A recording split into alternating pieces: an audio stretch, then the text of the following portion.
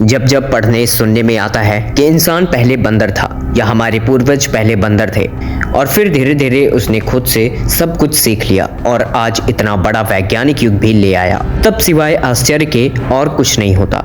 खासकर ये देखकर कि आज किसी भी बंदर को इंसान बनाने की कोशिश में खुद इंसान ही मदारी बन जाता है, लेकिन बंदर में नामात्र का भी बदलाव नहीं आया है। मनुष्य के विकास क्रम की इस वैज्ञानिक थ्योरी को लेकर मेरे मन में कुछ सवाल हमेशा से रहे हैं, जिनके जवाब मुझे आज तक नहीं मिले।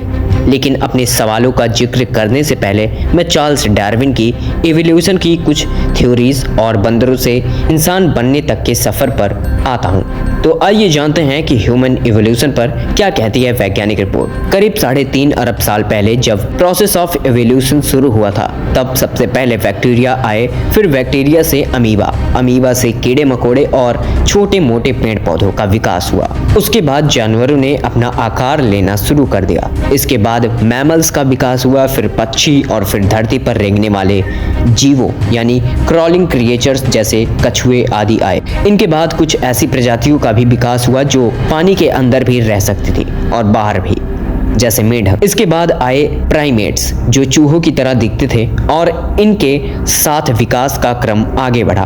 प्राइमेट्स से बंदर बने, इन बंदरों से गोरिल्ला, चिंपैंजीज और फिर धीरे धीरे इनसे मानव का विकास हुआ। ये पूरा विकास क्रम पृथ्वी पर हो रहे मौसमीय और अन्य बदलावों के चलते अपनी अपनी जरूरत के आधार पर हुआ।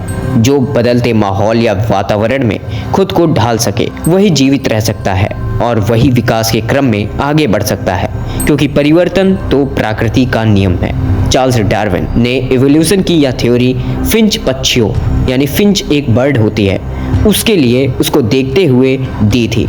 चार्ल्स डार्विन ने देखा कि फिंच नाम का एक छोटा पक्षी कई द्वीपों में पाया जाता है, लेकिन हर एक द्वीप में इसी पक्षी की शारीरिक बनावट, खासकर उसकी चोंच में बहुत अंतर था। फिंच पक्षियों की इसी विशेषता को देखते हुए डार्विन ने अपना नेचुरल सिलेक्शन और इवोल्यूशन का सिद्धांत यानी theory of natural selection and evolution दिया। डार्विन के अनुसार जो भी जीव जिस माहौल या वातावरण में रहता है वह खुद को उसी वातावरण में ढालने की कोशिश करने लगता है ताकि उसका जीवन और उसकी आने वाली पीढ़ियां बच सके। इसी कोशिश में अलग अलग जगहों के मुताबिक उसकी शारीरिक बनावट और बुद्धि में बदलाव लाने लगता है। अलग अलग द्वीपों में फिंच पक्षियों की अलग अलग प्रजातियों के होने का भी यही कारण है कि जो फिंच पक्षी जिस द्वीप पर गए उसी द्वीप के वातावरण के अनुसार उन्होंने खुद को ढाल लिया।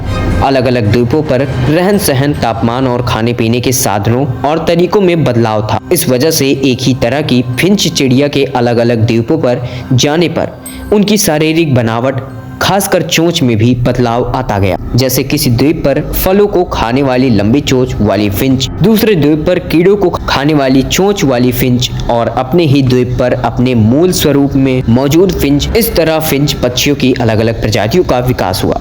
इस तरह सभी फिंच चिड़ियों का प्राइमरी सोर्स तो एक ही था। डार्विन ने यही सिद्धांत सभी तरह के जीवों और यहाँ तक कि मनुष्य के विकास क्रम में भी लागू किया।